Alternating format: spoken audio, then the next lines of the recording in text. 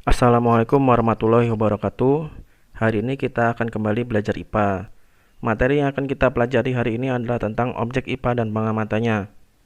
Materi ini akan menjelaskan tentang pengertian dari IPA itu sendiri. Kemudian, objek apa saja yang ada di dalam IPA dan bagaimana langkah-langkah yang akan kita gunakan dalam melakukan pengamatan. Kita semua tentu pernah mendengar tentang ilmu pengetahuan alam atau yang disingkat dengan IPA. Namun, apakah kalian sudah memahami apa arti dari IPA itu sendiri? IPA adalah ilmu yang mempelajari segala sesuatu yang berada di sekitar kita, baik yang hidup maupun yang mati.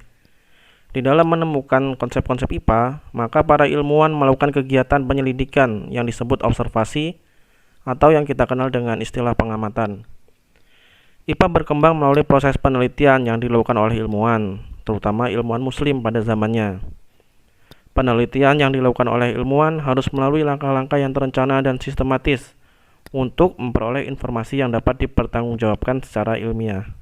Langkah-langkah yang harus dilakukan dalam melakukan penelitian tersebut dinamakan metode ilmiah. Metode ilmiah merupakan proses keilmuan untuk mendapatkan pengetahuan dari pemecahan masalah dan mengetahui penyebabnya secara sistematis, sehingga dapat diperoleh simpulan yang dapat dipercaya. Saat melakukan penyelidikan IPA, kita harus memecahkannya secara sistematis dan terurut. Penyelidikan IPA juga didasarkan pada data empiris, yaitu data yang dapat dibuktikan. Penyelidikan IPA juga melibatkan proses berpikir yang dilakukan secara terkontrol. Artinya, pemikiran tersebut merupakan pemikiran yang logis yang dibuktikan atau dilakukan melalui proses metode ilmiah. Berikut adalah langkah-langkah metode ilmiah. Yang pertama, melakukan observasi awal. Pada tahap ini, kegiatan yang dilakukan adalah menentukan objek yang akan diteliti dan bagaimana sifat-sifat dari objek tersebut. Yang kedua adalah merumuskan masalah. Pada tahap ini, peneliti akan merumuskan masalah yang menarik yang berkaitan tentang penelitian yang akan diangkat. Selanjutnya, yang ketiga adalah merumuskan hipotesis. Hipotesis adalah dugaan sementara atau jawaban sementara. Jawaban tersebut digunakan untuk menjawab dari rumusan masalah yang dirumuskan pada kegiatan sebelumnya. Namun, pada tahap ini, sifatnya belum dapat dibuktikan secara nyata atau dapat dikatakan sebagai jawaban semu. Selanjutnya, yang keempat adalah melakukan eksperimen. Eksperimen atau uji coba tersebut dilakukan sebagai upaya dalam membuktikan hipotesis yang telah dirumuskan sebelumnya. Kegiatan tersebut dapat dilakukan dengan memberikan perilaku pada objek yang akan diamati. Pada tahap kelima, melakukan analisis hasil. Data yang didapatkan melalui kegiatan eksperimen akan digunakan untuk mengembangkan rumusan hipotesis. Nantinya data tersebut akan menjelaskan apakah hipotesis yang dibuat sebelumnya dapat menjelaskan fenomena yang terjadi. Selanjutnya, tahap yang terakhir adalah menarik kesimpulan. Setelah analisis hasil dihubungkan dengan hipotesis, maka peneliti dapat menarik kesimpulan tentang hubungan-hubungan yang terjadi antara variabel-variabel yang ada dalam penelitian kita. Dalam melakukan langkah-langkah penyelidikan, ada 3 langkah yang harus kita lakukan. Yang pertama adalah pengamatan. Pengamatan adalah proses mengumpulkan data dan informasi tentang benda yang kita selidiki. Pengamatan dapat dilakukan dengan bantuan indera manusia maupun alat. Misalnya mengamati perubahan warna larutan dapat dilakukan dengan indera penglihatan. Kemudian selanjutnya adalah membuat inferensi. Artinya adalah merumuskan penjelasan berdasarkan data dan informasi yang telah dikumpulkan pada saat pengamatan. Penjelasan tersebut digunakan untuk menemukan hubungan antara aspek yang diamati dan membuat hipotesis. Dan yang terakhir adalah setelah semua penjelasan dirumuskan dengan baik, langkah berikutnya adalah mengkomunikasikan hasil penyelidikan baik dalam bentuk tulisan maupun lisan. Selanjutnya, pengertian objek IPA.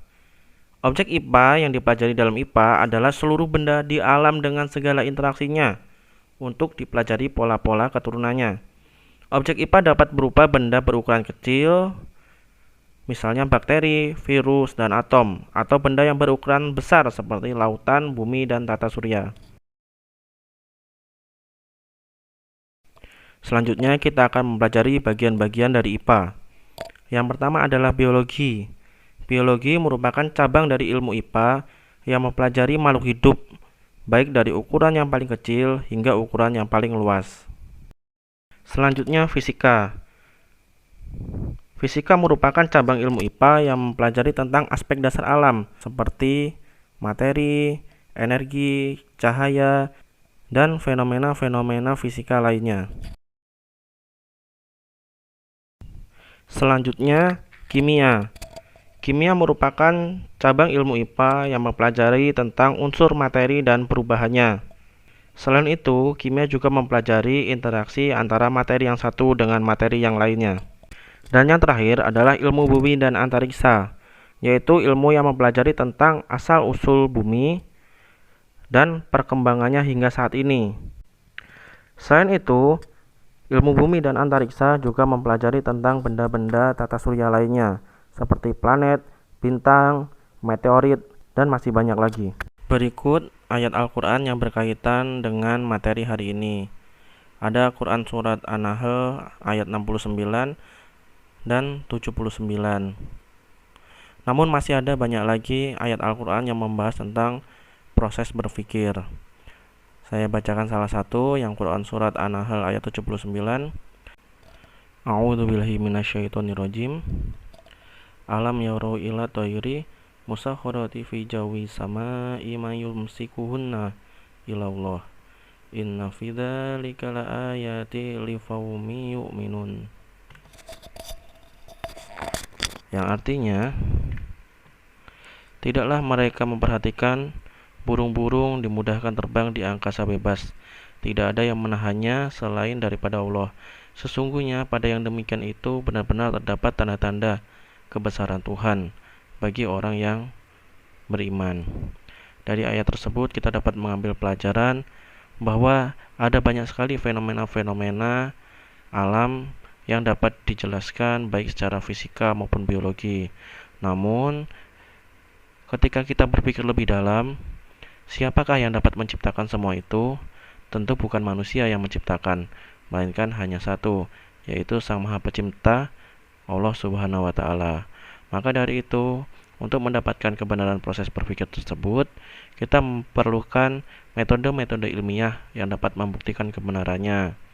Namun, untuk hal yang berkaitan dengan agama, kita tidak memerlukan metode ilmiah sains, melainkan cara berpikir kita adalah dogma yang cukup kita pahami. Seperti contohnya adalah cerita atau kisah tentang Nabi Ibrahim yang ada dalam Al-Quran, yang ketika itu dibakar selama beberapa hari, namun sama sekali tubuhnya tidak terbakar. Maka ketika hal itu dijelaskan secara sains, tidak akan dapat dibuktikan karena tidak masuk akal.